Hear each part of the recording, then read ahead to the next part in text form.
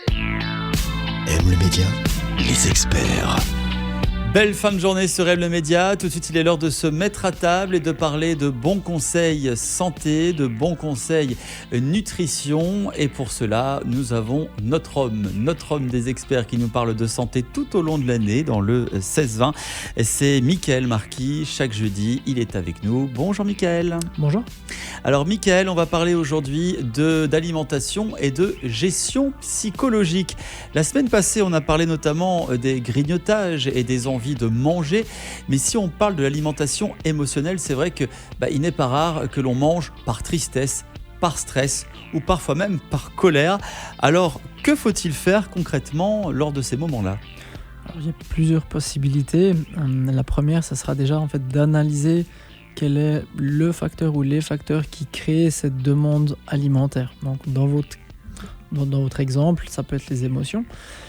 Si on arrive à identifier que c'est par exemple la tristesse qui nous fait manger, on peut dans ce cas-là essayer de travailler sur la tristesse. Si c'est du stress, on peut essayer de travailler sur le stress, c'est-à-dire concrètement essayer de faire des exercices de respiration, peut-être faire une balade. Et tous ces facteurs-là vont permettre de diminuer le facteur de base. Ça peut jouer tout simplement. Et ça peut ensuite diminuer les envies alimentaires par la suite.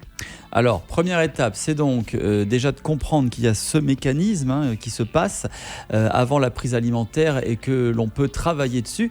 Mais après avoir réalisé cela, est-ce qu'il est possible d'améliorer d'un point de vue alimentaire ? Alors, d'un point de vue alimentaire, c'est compliqué quand c'est une demande, on va dire, plutôt psychologique, les émotions, le stress, etc. Par contre, ce qu'on va surtout essayer de travailler en consultation, c'est d'améliorer la quantité. Parce que finalement, une demande psychologique, tout le monde les a. L'idée, par contre, c'est d'éviter les excès.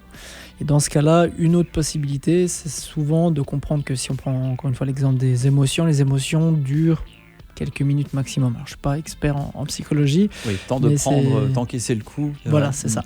Donc, des fois, d'accepter qu'il y ait une envie de manger et puis de se dire, ok, cette envie est présente, mais j'attends 5-10 minutes avant de vraiment y succomber.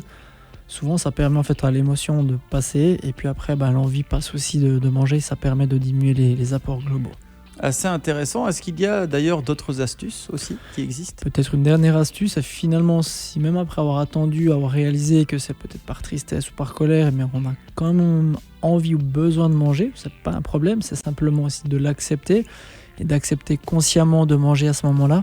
Donc, définir vraiment ce qu'on a envie. Donc, si on a envie, une glace et qu'à ce moment-là, on se dit, il faudrait plutôt manger un concombre. Ça va pas passer. Ouais. Donc on a meilleur temps de se dire on prend la glace dans ce cas-là parce que c'est vraiment psychologique. Par contre, on définit une quantité et on prend du plaisir à le savourer à ce moment. Vraiment un temps de pause pour soi. Et c'est comme ça que sur le long terme, on arrive à mieux gérer les quantités et pas avoir des excès trop réguliers aussi. Bravo Mickaël, vous m'avez donné envie maintenant de manger une bonne glace pour notre collation.